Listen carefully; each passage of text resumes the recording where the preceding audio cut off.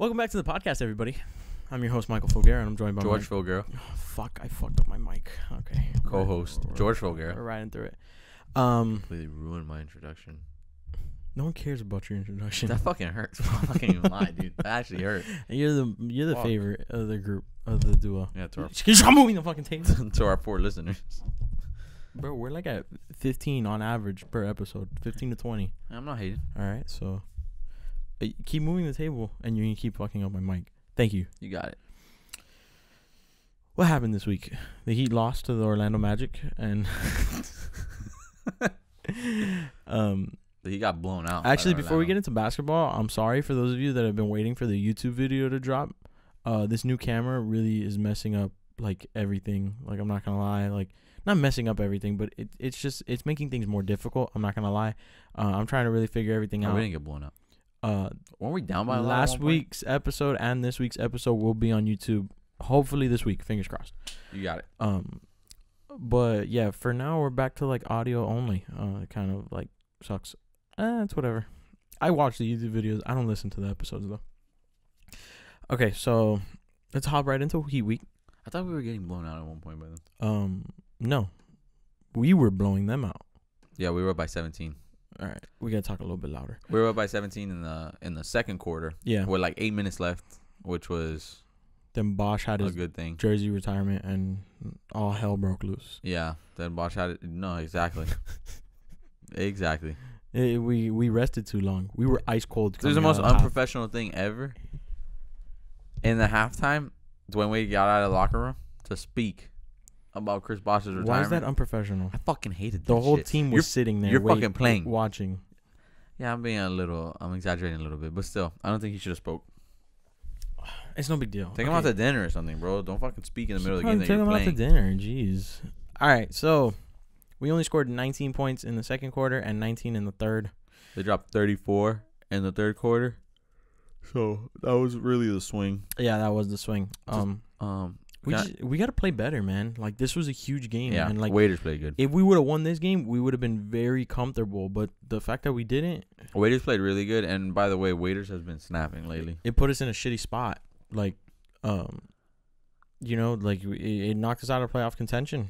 Like, yeah. We were half game behind them. I mean, now we won these next two, which have helped. But like, we got to do a better job, man. Like, I could sum it up for you real quick. They wanted it more, and that's exactly what it looked like. No, and in all honesty, I think that just sums up the season. I think that, you know, we don't want it as bad as other teams.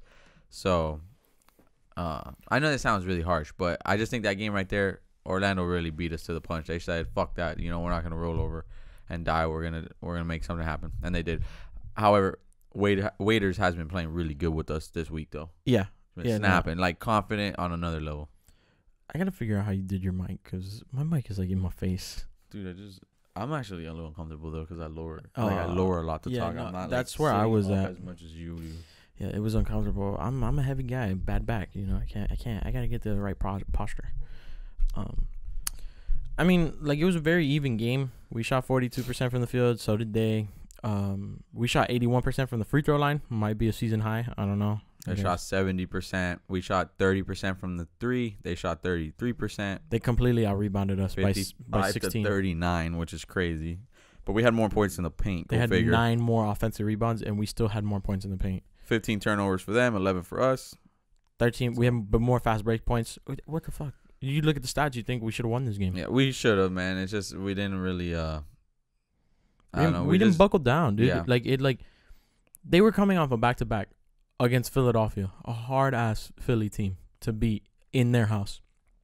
And we were coming off of 2 days of rest. Yeah. And we look like the team coming off the back-to-back. That is true. It's unacceptable. They did come off a back-to-back against a good team. And what was frustrating, too, is, like, again, I'm not discrediting anyone. I think the NBA is, like, really, really hard nowadays to win games.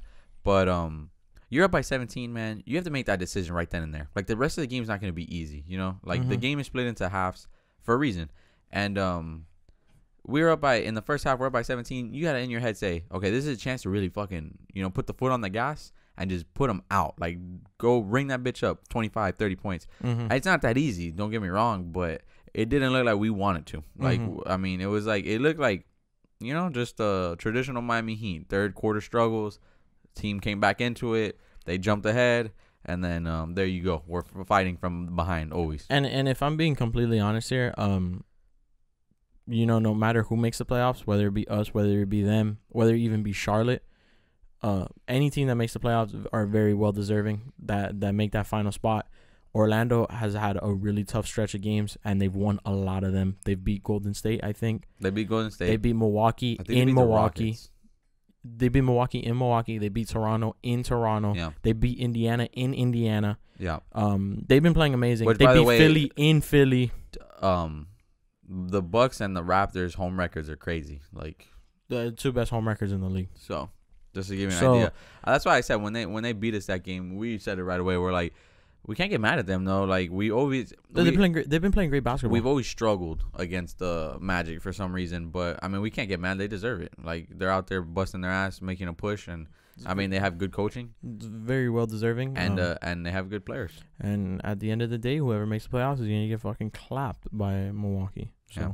Which we were talking about, that Malcolm Brogdon getting injured might actually help them a little bit, because Malcolm Brogdon had like this whole thing of like trying to get his when he would get in the game. Yeah, he was a very selfish player. So, like, really bad. So, this might help him a little bit.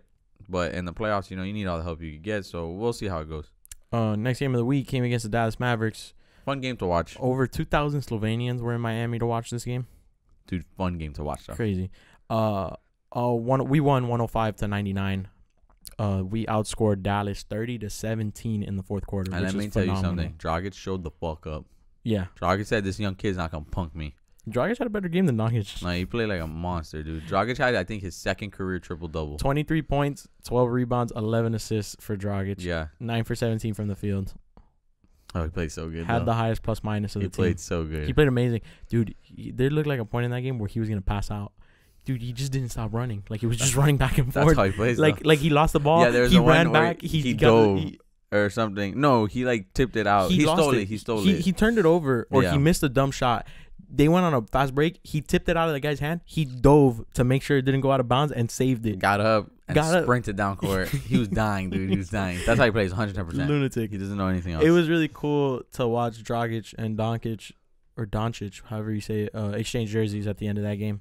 You got to think, like we're not trying to make Dragic seem to be like some amazing player, but like Dragic, that's a guy that Doncic probably looked up to growing up. At one point, had to. Because that was like their guy in Slovenia. Dragic is a big deal for them. And they were teammates when they played they played in some like international tournament or whatever. They won it like a few years ago.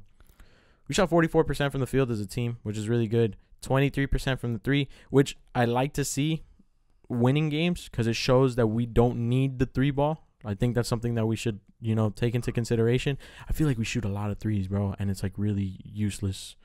Like that's not our game, but we still we keep going to it. The Mavericks in that game though, dude, they shot like 40 threes or 50 threes. It was something crazy. It was crazy. Dude. Very even rebounding. They had 50. We had 55. The offensive rebounds were the same at 10. We had less turnovers. We had 10. They had 13. Amazing. We had 60 points in the paint to their 36. That just shows which is huge. That's right there, man. That's our game. That's it. That's how we play. And the last game, the Orlando, they had more rebounds than us, and we had more points in the paint. Yeah. That's just what we do. Good game. It was nice to watch Dirk. Possibly one final time in Miami. We got really scared because we were watching the warm-ups, layup lines. Yeah, they showed a clip at the beginning of the game before the game started. Yeah, whatever. We had the channel on. He goes up for a fucking layup, makes it, whatever, goes and gets a rebound. As he's running back, like, to get in the other line, he just twists his ankle, falls on the ground. Like, I was like, what the fuck? He's not going to play. I think he slipped on a T-shirt. Like, that's what it looked like, because there was, like, one of the warm-ups really close. It might just be the struggles of being a 7-footer. But it was cool to see Dwayne Wade and, Dirk duke it out last time. We're about to retire Dirk's jersey, I swear. We should. But we were showing clips. We did, like, a tribute video it was for really them. Cool. It was really cool. We were showing clips of Dirk lifting the finals trophy after they beat us. You know what that is? That's major. No, it's just a highlight reel of him on Heat players. It was pretty cool. And then the final game of the week came against the New York Knicks, and we won that one 100-92. It was a good game too. Dion Waiters played phenomenal. The Knicks have this guy. Waiters had 28 points, 6 assists, 3 turnovers, 2 steals, and a block. Okay. Waiters was on fire that game, dude. Olynyk played great. Waiters was on fire in that game, dude. We outscored. No, we didn't have any big quarters. There was a guy. Oh, what's his name for the Knicks? The defender that's really We good. held them to 13 points in the fourth quarter. Oh, Mitchell Robinson. Okay, Mitchell Robinson was like, He had 4 blocks. he's amazing, 3 right? steals. And 3 steals. He's like defensively, like you said it, and people were saying defensive player of the year. Like, Yeah, I don't know what it is on my Explore page. I get a lot of like New York Knicks pages, and like those guys are like in love with. No, Mitchell you don't Robinson. understand, like, it's like their favorite young player. this right now. guy will win. I mark my words. If he stays at this pace, he'll win I want to say at least 2 in his career. He was guarding everyone on our roster. It didn't matter who it was. He would guard big men, fine. He what's it called? Then there was times he would step out on Dragic. Dragic couldn't shake him. It was ridiculous. The only guy on our team that was straight cooking him the whole night, every time that guy got on him, was Dion. Dion did him dirty twice. Like he hung his head low after those 2 plays. Dion had 26 against Orlando and 28 now against New York. Dion's getting ready for the playoffs. Yeah. He's looking good, man. I'm really liking the way he's playing. There was a few games there, like a couple weeks ago, that I was like, oh, dude, Dion's looking really sketchy. This game was good though. He's looking good. One thing to point out, Jay Rich and Justice both sat out for the Dallas and Miami game. And interesting fact here, the Heat, without Justice Winslow, our offensive rating is 25th in the league without him. We're like terrible offensively without him. That's funny. We dropped like because of it. Okay. So like, Did he play in the Orlando game? I think that's something to consider. No, he didn't. He hasn't been He hasn't playing. played in like 3 weeks. I don't think he's It's been ridiculous. playing. But I think it's something to point out there, and like still being able to win games, like it goes to show you that like we are really trying to make this push. Like it's definitely. The main stats though for this was we shot 43% from the field. They shot 40, pretty even. Free throw percentage for us was 77. Theirs is 84. That's kind of been a recurring theme also with these games. Our free throw percentage has gone up a little bit these last couple of games. 3-point percentage was 28 for us, 24 for them, pretty even. We out rebounded them. We had 51, they had 42. 14 of those were offensive. Same amount of turnovers for each of us, 18, which was a little high. And then points in the paint, we had 54 to their 38. So once again, just beating up the paint. That's just what we do. Mm-hmm. But overall, it was a good game. The Knicks, it's weird because like I think Fizdale's a good coach. The Knicks play like where they kind of hang in every game that they play in. It's just like they either can't like finish the game or they can't seal the deal or like secure the win. But they actually play good. Like it's not a team that I think, oh, we're gonna win. Again, there's no team I really think that way with nowadays. But it was a fun game to watch. That guy, for them, the defensive guy is like Mitchell Robinson, ridiculously good, dude. Like it's so fun to watch him play. He's really good and athletic, long ass arms, just really good. He'd lead the league in blocks. He just now started getting more minutes, but there's a point in the season where he was averaging I think 18 minutes a game, and he was averaging over 2 blocks a game. Yeah, you see, it's great. No, and it's crazy. I'm talking about like people would create space on him, fade away. Like there was this one play where Wade went in the paint, like did a little move, pump fake, the guy jumped, then faded away. As the guy was coming down, he still recovered and got the block. Like he's gross. And then but Waiters too, that's like what you said is true. I really like where he's at right now. He's like he does have that playoff mentality. Like he's playing good. He's not being so timid with the ball. No, and he hits big shots. Yeah. He hit a big shot I think against Dallas. And driving to the basket. He hit a big shot against New York. And he creates a lot of plays for us. Like late game situation, we need a basket. He'll get in the paint, and then he'll dish it off like to someone for an easy layup or an open shot or whatever. That's what I like about Dion. Where to me, Justice is slowly starting to develop that. Jay Rich, not so much to me. They have almost that like killer instinct late in games where they think, okay, we need to get a basket. I'm gonna get a basket. Yeah. Like they look like that. Like Justice even was starting to have that a little bit more. When Justice would have his huge offensive nights, and the games were close, he would get the ball, put his head down, and go to the basket. Like Jay Rich, he like kind of like shies away, which I'm not trying to like discredit him in any way. He's a great shooter, like and he's huge like on this team. Like he's big. He's a big part of the reason why we're successful this year. But Dion, it's like that's like the type of guy you need in the playoffs. Even if we stand no chance, like that's the guy that like is gonna make the difference and like a one possession game coming down to the wire, like game 3. You know, like he's gonna be able to get the ball and he's gonna take a shot. He's not gonna be scared, and he may miss it, he may make it, but that's what like I need someone that's not gonna be scared of the moment. Yeah, J Rich is more like just again like the very bare bones, like just like instinctual player, like where he's gonna try to jump passing lanes and he's gonna try to like get his shot, and he'll keep games close. Yeah, he'll hit big shots, like he'll go like on a 6 streak. But he's not like a super like understands like the moment type of guy. Like I think Dion and Justice, I think they both have that like quality more than he does, like where they understand, okay, at this point in the game we need to do this, or we need to get this basket or whatever, settle down and get a stop. Like I don't know. Yeah, I completely agree. Solid week all in all. Losing to Orlando was big. We bounced back with 2 big wins though. We're back in the 8th spot now. Yeah. It's gonna be a tough stretch, man. We play Boston twice. Those are our next 2 games. We play Toronto one more time. We play Brooklyn one more time. It's a tough stretch of games. These last 6 or however many it is.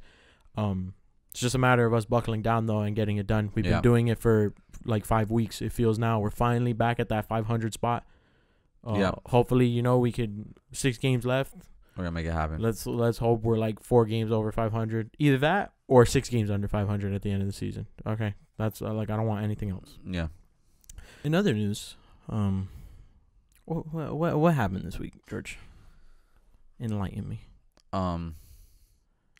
Joseph Nurkic broke his leg. Yeah. Oh wow. Just got dark real quick. That was dude, gnarly. Thank God for leg sleeves and high socks, because that thing was crazy. That's a double whatever fracture. That broke both. That was so bad. Oh man. It really sucks to see a team like Portland, which Kenny Smith and Charles Barkley both had coming out of the West. I think that's why they were sent to do March Madness and stay away from NBA coverage, because it jinx everything that happens. But no, that was pretty bad. I feel bad. I hope there's a speedy recovery. The only good thing is, like, I'm hoping clean break. Maybe it goes back and it heals fine. Because, when it starts getting really complicated and stuff, like around the joints and stuff, like it was in the middle of the leg. So hopefully that, works out. Just replaying it in my head. Sorry. It was bad. Hopefully you guys saw it. If you guys didn't. Hopefully you guys saw it. Hopefully you guys didn't see it. No, they have to see it. We saw it. You guys got to see it. It was gnarly. And the referee that fucking stepped over him and kicked his leg. Dude, there's one ref. That guy should have been fucking Okay, it was kind of funny. Like, they didn't see it happen, one ref. So he kind of, like, bumped into his foot and then just, like, stepped over him and just, like, went to make a call for, like, a foul or something weird. That was some bullshit. And then he looked over his shoulder and he's like, what the fuck? It was gnarly. But other than that, the Lakers, LeBron will be sitting out for the rest of the season. It's not that many games. The final 6 People games. are still making a huge deal about it, though. Of course. Because people LeBron are James. Weird. But his stats came out, though. His worst season. This is what Dan Le Batard said. Dan Le Batard said it was his worst season in recent history. He averaged 27.5 points per game, 8 rebounds, and 8 assists. Yeah. So and it was his worst season. That's what people are saying. That's what people were saying. It's his worst season. But those were his stats. His first year as a Laker, confirmed. Those were his what he averaged, and then his record I think was 28 and 27 or something. Yeah. So they were over 500. Just over 500, but and mind you, he played like 6 games of tanking. Yeah. Because when they already knew they were out of the playoffs, so there's that. Again, we said it, he'll just regroup. Hopefully he'll up good this time. I'm not saying that he's injured. I'm not making excuses. Dan Le Batard said that's what it is, though. He says that I'm sorry I'm quoting him so much. It's just it was on TV one day and I paid attention. He said that what we're seeing is not what's it called? It's not an aging LeBron James. It's an injured LeBron James. Like the lack of effort and stuff, that's not him getting old. That's him like still being uncomfortable, still trying to recover from his injury, his groin injury. So, yeah, I mean, like I was saying, if that's the case, I hope he recovers fully. And then they're just going to regroup. I know the Lakers are going to make some big moves this offseason. Or they're going to try to, I think, change some things up. Maybe not huge moves, but like they're going to try to change some things up. And I hope they do. Hopefully come back stronger next year. I want to have some good players, dude. Like watching LeBron play is fun, but like, dude, his supporting cast, it's good. It's better than what he had in Cleveland. I'm not gonna lie, but like his supporting cast, Lance Stevenson, JaVale McGee, and like Lonzo Ball, Kyle Kuzma, like oh my god, it just gets worse and worse. Like like this is better than Cleveland. mind you. But it's like some of the worst teammates still that LeBron has played with, like, and I'm not trying to say like he's been carried by people, but no, he's played with like amazing people. Chris Bosh, Dwayne Wade, Kyrie Irving, Kevin Love. Those are all great possible potential future Hall of Famers. I say potential because of Kyrie and Kevin Love. We don't know about that. We know Chris Bosh and Dwayne Wade for sure. Kevin Love, yeah. But yeah. So we'll see how they bounce back. I think they'll be all right though. He's gonna come back so hard. Yeah. The other thing we were talking about though also was he's gonna win MVP next year. You heard it here first.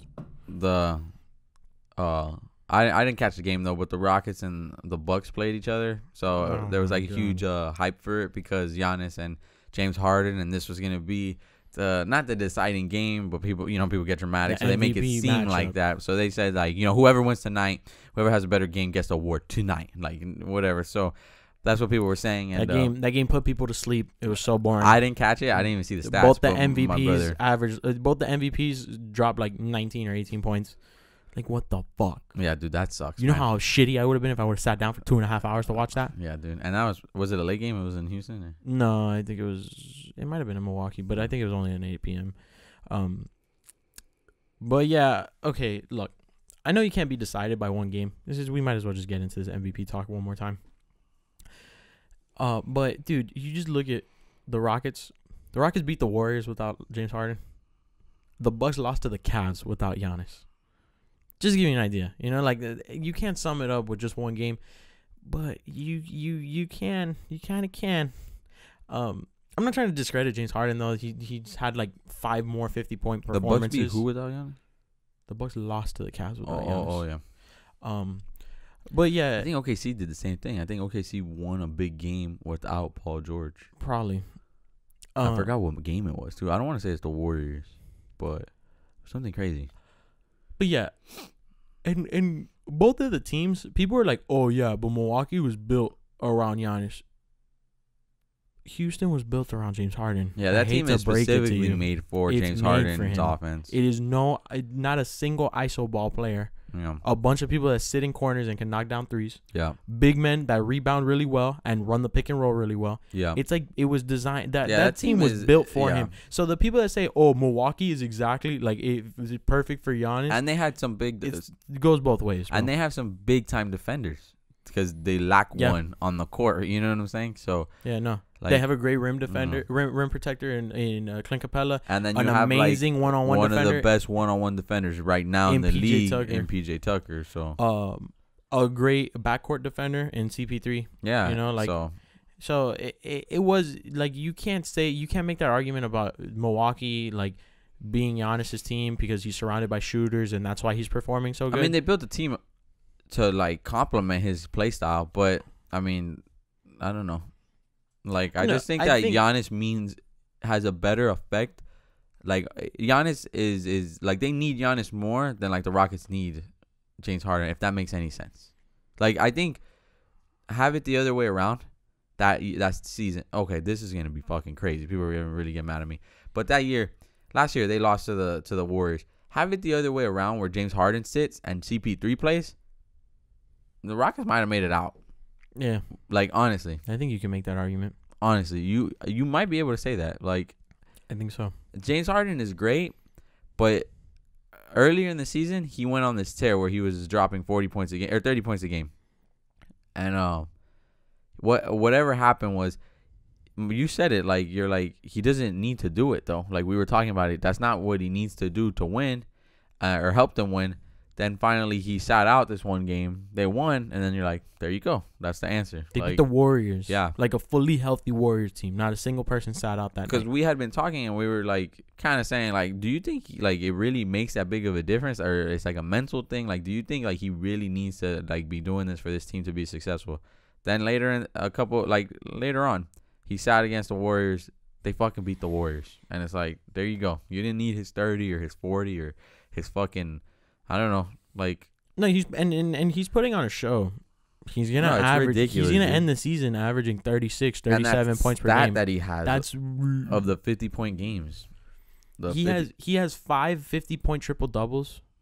The rest of the NBA all time has 9. It's crazy. So he's putting on a show, and it's fun to watch. I'm a big fan of James Harden. I don't think he's the MVP this year, and it's hard not to give the MVP to someone that's averaging 37 points per game. But I don't see it. It's happened multiple times. Will averaged 50 a game and didn't win MVP. Yeah, he just he's good. I wouldn't doubt they do it. They give it to him. I know he really wants it. He's like, that's why he went crazy. Like, that's why he went crazy this year. But personally, I think Giannis is more deserving, and I would make a good push like for Paul George to get it as well. But I mean, make no mistake, James Harden is fucking playing like a maniac. So. This end of the season hasn't been well for Paul George. Yeah, the Thunder haven't been playing too hot, and neither is he. So this was a bad stretch of games for him. So right now, I think it's like Giannis and James Harden have pulled away. Yeah. So now it's just them two. At one point, I thought Kawhi too. At the beginning, he started off really hot, but and Jokic even. Yeah. Jokic plays he's been playing. He's having a great year. Somebody compared Jokic to saying that he's getting underlooked. Like he's not. He's being overlooked. Just as much as Curry in the 2012-2013 season. I looked up Curry's 2012-2013 season, or just 2011-2012. Some guy said that he should have won MVP that year. He averaged 23 with 6 assists. That's great. It's ridiculous, you know. That's great. And I mean, and he didn't even make the All-Stars that year. Which people were making a huge big deal. Oh, fuck, I gypped. It's bro, why are we going back in time? This guy's gotten the praise from Jesus Christ himself. That's because, bro, he's about to hit a wall and he's about to fall right off, dude. You know, and they're gonna fucking and everyone's gonna try so hard to keep him relevant for as long as possible. We could get into Stephen Curry. We started talking about that the other day, which was an interesting conversation. We can start talking about Stephen Curry. We could actually bring up that exact conversation. Yeah. We have 10 minutes left. But we can save it for another time. I just wanna say about Jokic. Don't get me wrong.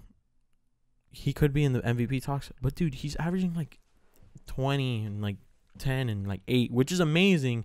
But then you got to consider Russell Westbrook for MVP talk because he's averaging 23, 11, and 11. Yeah, you know, it's true. So and people hate Russell. And people are so we talked about that the other night. People are so spoiled, and Russell averaged triple doubles, and now it's normal. No one cares. They made the biggest deal when it happened because it's could it be done, and he did it. Then now it's he still does it though. It's the same fucking season as when he won, but it's but it's normal. That's Russell. That's what he does. Yeah. And it's crazy. Russell is a huge villain of the NBA though. We try to watch OKC games. We like OKC. We like the organization. We like the coach. We like the players. But we were watching a game there. I forgot who it was. Against Toronto. Oh, yeah, against Toronto. Bro, the fans were going crazy. Everyone hates him. Everyone, every NBA team, their fans hate Russell. It's they want to see. It's more, not as much as they want to see their team win. It's more they want to see Russell lose. Yeah. It's crazy. No, people hate Russell. It's crazy. I mean, and you know, there was a time at the end of the day, it's not he doesn't deserve it. I think he puts a target on his back, but I think that's what he wants. Yeah, I mean, look, he doesn't want to be liked. He doesn't care about being liked. Way back when, back in the day, I didn't really care for Russell either. I didn't get it. I thought he was a lot of attitude and just too much on the court. But I quickly changed though. I really, really like his attitude. I really like his effort, his tenacity, just in general, how hard he tries. You'll never ever be able to teach that to someone. That intensity and that heart for the game and that passion. And that's what he has. And I like it. And I like that he's no bullshit with reporters, no bullshit with fans. You know, he likes to do what he needs to do. It's he does his job. But people don't like it. People want everyone to be just all friendly and deal with the shit. And it's he doesn't want to do it sometimes. So, yeah, for the people saying Jokic should be considered for MVP, then so should Russell Westbrook. That's all I'm saying. It's a good argument. The Curry thing. Let's get into Curry. I don't want to get into it. No. Forever, dude. I want to talk about it really quick. Okay, listen. What he's doing for this league. Hear us out. This is a good point. We were thinking about this. What he did for the league. He revolutionized the league. I will admit it. He has made kids. He started a new era of basketball. Completely. It was him. It was him. He started this movement. This wasn't anyone else. It was him. Came up with this offensive kind of idea of how they played the first couple of years.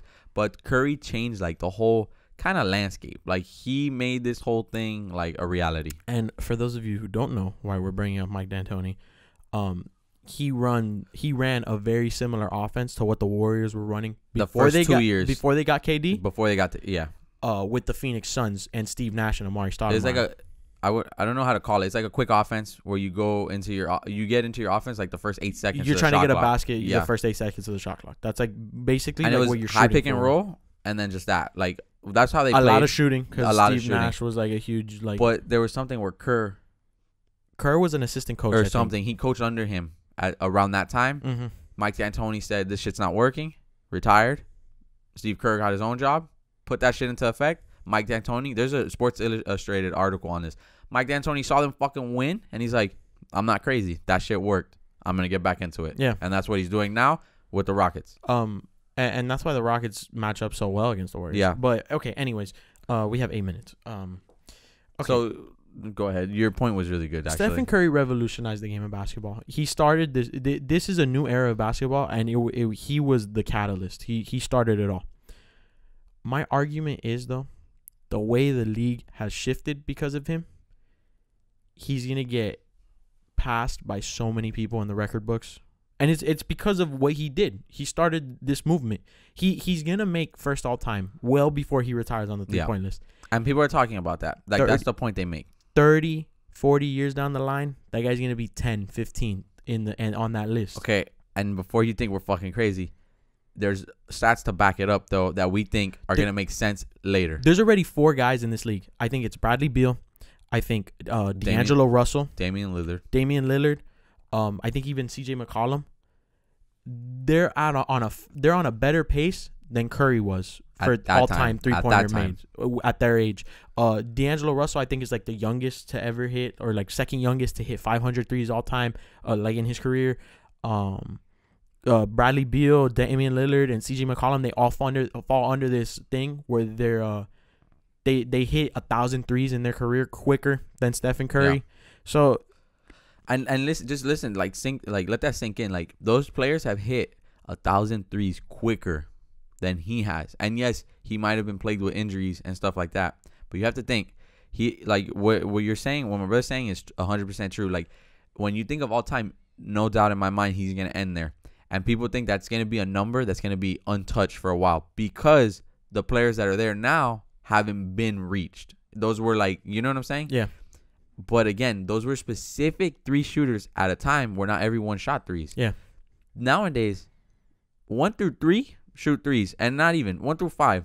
How many centers do you watch a night chuck up 5 to 10 threes a night? Brook Lopez has over 150 threes made this season. So, he has the most all time for a center in a single season. And think about it. And in this year, last year, Curry didn't even lead the league in threes, and he was not injured. He was healthy. So just imagine, there's gonna be guys now coming up, because like you said, you go to parks, you go to your local rec centers, everywhere you go, the games are different. There's no post play. Everything is shooting threes. Like, all the times, all the kids now, that's what they're into. And Curry started that. He started it. He created that. But that's going to create monsters. When they come into the league, everyone's going to have that shot. It's very similar to, if you go back a long time ago, to like that whole Jerry West era. Yeah. Jerry West was like the greatest shooter of all time in his time, because he was like one of the first people to like really incorporate a jump shot into his game, and he was amazing.